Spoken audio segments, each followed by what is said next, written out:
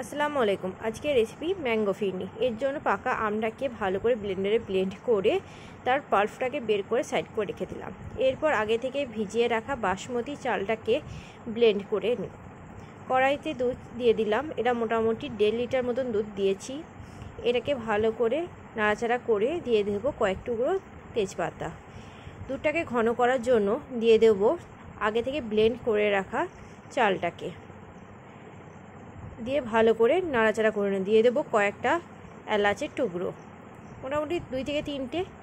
দিয়ে দেবো ম্যাঙ্গো পাল্পটা দিয়ে ভালো করে নাড়াচাড়া করে নেব। উপর থেকে দিয়ে দেবো চিনি। চিনিটা আপনারা যে যেরকম মিষ্টি পছন্দ করেন সেরকম দেবেন। মিডিয়ামের জন্য 1 কাপ যথেষ্ট।